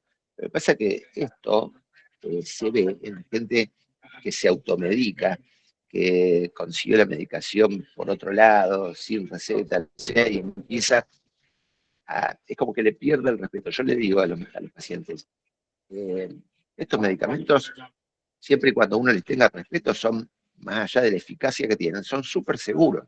Pero estamos hablando de un tratamiento controlado, donde por supuesto que siempre se dan dosis mínimas, y por lo general, estos casos donde un paciente no puede salir de la benzodiazepina, resulta que, no sé, alguna vez se lo dieron por una situación puntual y después empezaron a conseguirlo, como les decía, dejaron de ir a un médico, porque eso lo puede indicar un psiquiatra, como también lo puede indicar un médico clínico, un neurólogo, un cardiólogo, que no está mal, todos tienen que... Esto es tan frecuente, el tema de los trastornos de ansiedad, que todos los médicos deben saber un poco de esto para tratarlo en atención primaria. ¿Qué pasa? Después de que le indicaron la medicación, si el paciente le pierde el respeto, como le digo, lo que ocurre es que empiezan a generar ese fenómeno de tolerancia, que el cuerpo le pide cada vez más dosis para obtener el mismo efecto. Entonces, ante cada problemita que tienen, se toman como si fuese un caramelo. Entonces resulta que hay pacientes que sí, en esos sentido son unos irresponsables porque dicen, yo tomo esto hace 10 años y tomo 4 veces al día. Bueno, por supuesto que eso es una dependencia y es muy difícil de sacar. Pero bueno, es una lástima que no se haya tenido un control previo donde se lo podría haber advertido de que llegue a eso. En la gran mayoría de Perfecto. los casos, Entonces, cuando... vos lo que decís es, el problema no es tanto, no es la medicación en sí, sino que la medicación no esté controlada y que también el paciente tenga como esa tendencia a abusar, ¿no? Depender demasiado del medicamento, que es un perfil de paciente, que en general no es el que le teme a la medicación, todo lo contrario. No, claro, no. Estamos hablando de casos puntuales que es lo que confunde a la población general. Eso ocurre, a lo mejor el porcentaje de dependencia es bajo, pero ¿qué pasa? Pasa un caso de alguien que se da una sobredosis y sale en los medios y la gente tiene miedo porque son fármacos que son de alguna manera, son de fácil acceso, que también está mal, eso debería estar más controlado. Así que bueno, eso por un lado. Si uno si uno se pone a estudiar el tema y mira las guías de tratamiento, porque existen guías tanto a nivel nacional como a nivel mundial, y todas coinciden con con los distintos fármacos aprobados para los distintos trastornos de ansiedad, y las benzodiazepinas como alprazolam, clonazepam, diazepam, lorazepam, están en todas las guías, algunas más, otras menos, pero es algo que debe indicarse. Empecé por la benzodiazepina, pero porque empecé hablando de la situación de urgencia, que de estos distintos trastornos que hablaste, hablamos más que nada de urgencia en los casos de pánico. Después, lo que tiene que ver con la ansiedad en general, con los trastorno de ansiedad generalizado, trastorno de ansiedad social, y el mismo trastorno de pánico cuando se cronifica, lo que por ahí requieren es un tratamiento con psicofármacos a largo plazo. Y ahí las benzodiazepinas, estas que hablábamos recién, son medicamentos de segunda línea. Se dan como de rescate, pero los medicamentos de primera línea se hacen con algunos antidepresivos puntuales, que por supuesto que ahora les voy a contar cómo actúan, pero obviamente que lo primero que hay que explicarle al paciente, porque el paciente va a ir a leer el prospecto o buscar en Google, y un antidepresivo no es solo para depresión, eso tiene que quedar claro. El antidepresivo sirve para un montón de cosas, entre otras es fármaco de primera elección para todos los trastornos de ansiedad. Ahí alguien levantó la mano, no sé si quiere preguntar ahora. Sí, Tobías, ¿querés preguntarnos? Sí, tenía una duda con respecto a las benzodiazepinas tengo entendido que, por ejemplo, las benzodiazepinas a pacientes con esquizofrenia o con algún tipo de trastorno esquizoide, darles benzodiazepinas les puede llegar a generar un ataque psicótico. ¿Eso puede darse en algún paciente normal? ¿Me confundí algo? No, la verdad que puede haber una probabilidad en 1000 y eso no va a ser un impedimento. Hay un montón de pacientes psicóticos que necesitan, por situaciones, porque aparte son como que los trastornos de ansiedad son tan frecuentes que no solo se ven en la población general, sino que también en la población clínica. Entonces puede haber tranquilamente comorbilidad entre trastornos psicóticos y trastornos de ansiedad. Entonces, muchas veces se necesitan las benzodiazepinas.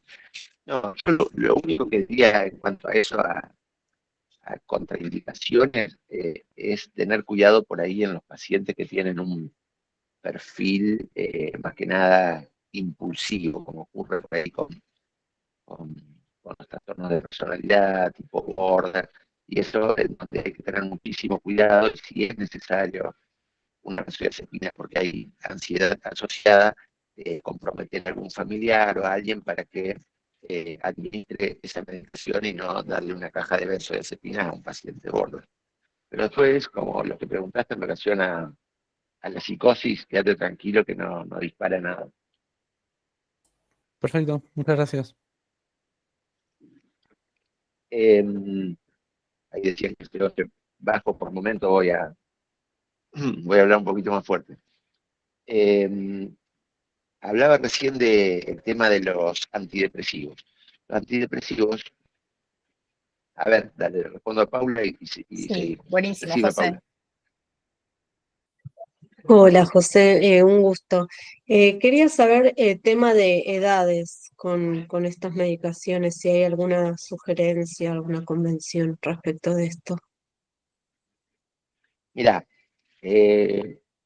no hay inconvenientes, porque si bien las indicaciones por lo general hablan de pacientes adultos, después hay un montón de trabajos que están, acá estamos hablando de, en general, los pacientes son de adolescentes para arriba.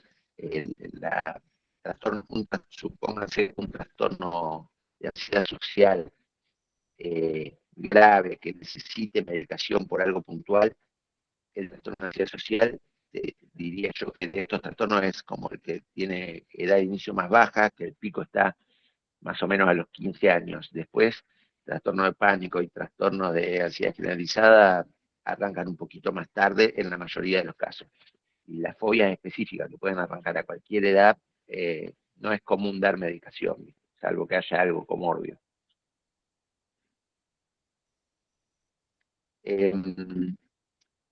Bien, les decía, el tema de los antidepresivos. Los antidepresivos son medicamentos de primera línea para los trastornos de ansiedad, porque a diferencia de la benzodiazepina, que tiene un efecto más inmediato, que alivia los síntomas rápido, los antidepresivos lo que hacen es generar un equilibrio, pero más sostenido a largo plazo. Entonces, a veces, en algunos casos, es necesario para la primera etapa de tratamiento arrancar con las dos cosas, y a medida que los síntomas van mejorando, uno saber cuándo retirar la benzodiazepina, y el antidepresivo va a persistir. Eso hay que explicárselo de entrada al paciente, de que por más que la cosa vaya bien, no hay que apurarse a sacarlo. Y las guías de tratamiento hablan aproximadamente de 1 año que hay que darle continuidad. Es relativo, el paciente se puede retirar un poquito antes, otro un poco después, porque hay pacientes de todo tipo, así como está el paciente que está desesperado por sacar la medicación, después hay otro que cuando se empieza a sentir bien, le dice, doctor, no me saque esto, y quiere depender de por vida, y eso por supuesto que también está mal. Entonces, es más o menos 1 año. Yo lo único que le digo a los pacientes con respecto a eso es, primero que no es exacto, no podemos predecir cuántos meses le va a llevar a cada uno, y hay que tener en cuenta dos cosas.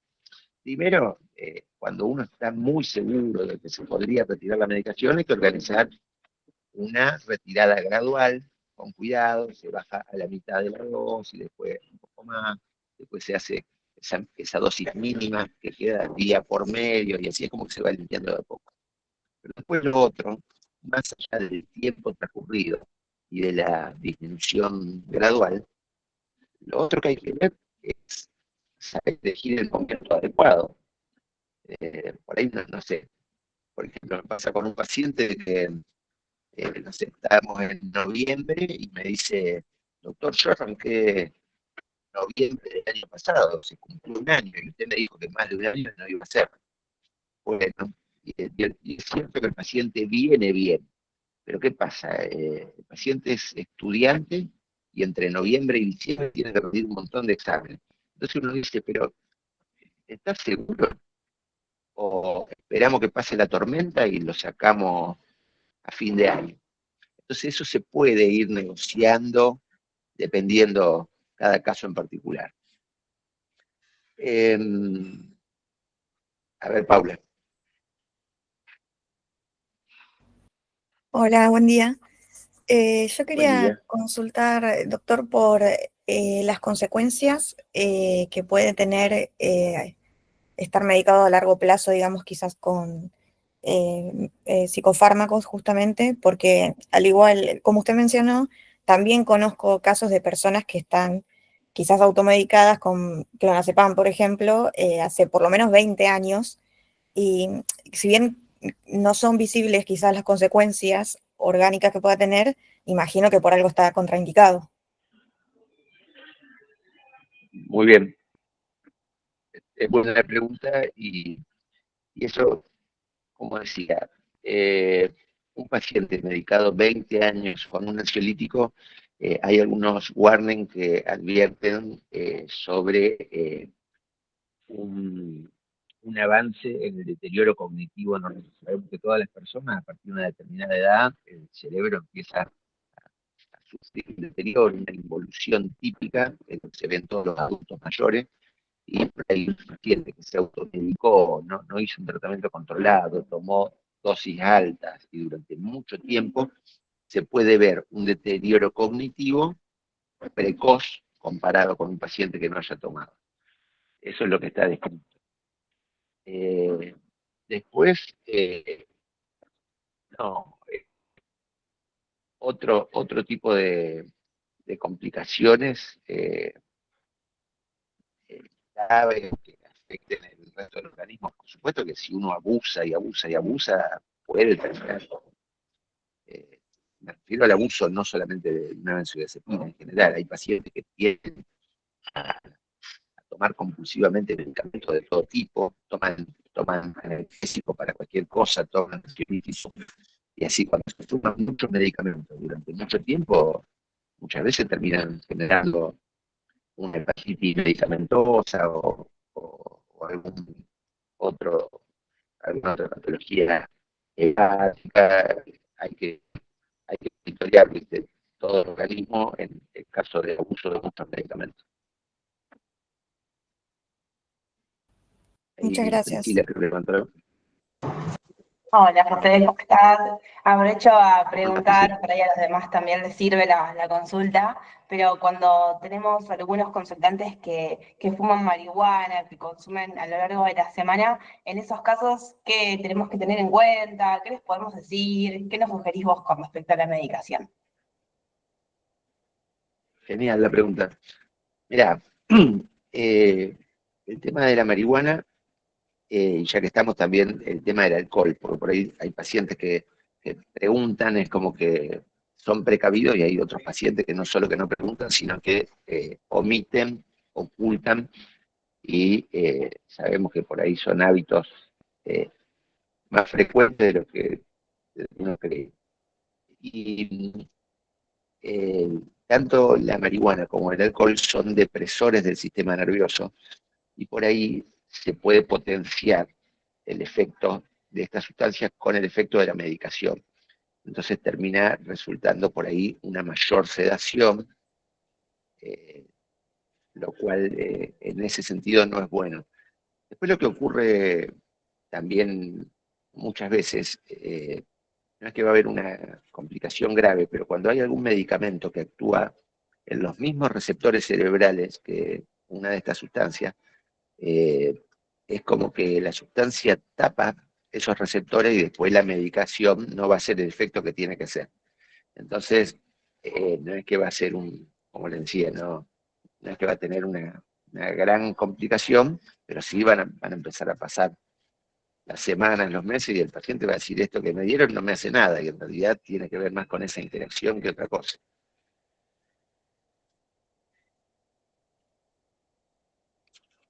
No sé si queda claro. Genial, sí, sí. Estoy viendo que hay varias consultas y comentarios en el chat. No sé si querés que Dale, te lea, ya que estoy. dale. Acá Chara dice: hay un rango de años máximo para estar con antidepresivos, que después de ese tiempo empieza a ser negativo. No hay límite, incluso hay antidepresivos nuevos de la última generación que actúan sobre receptores específicos, donde más allá del efecto antidepresivo y ansiolítico, también se está estudiando que tienen un efecto procognitivo. Entonces están indicados como de primera elección en pacientes de tercera edad. Genial, no sé si Clara quiere preguntar algo más, si no. Mm, Por acá, Julie dice, yo tomé citalopram por 7 meses. En 2019 se fue absolutamente todos los ataques de pánico. En 2023 tuve una situación que me generó mucho miedo y me volvieron los ataques de pánico. Hasta el día de hoy los tengo. No quise volver a tomar el citalopram porque, bueno, tuve un aumento de 10 kilos. Me dieron fluoxetina y me cayó súper mal. ¿Algún consejo o recomendación? Bueno, a ver.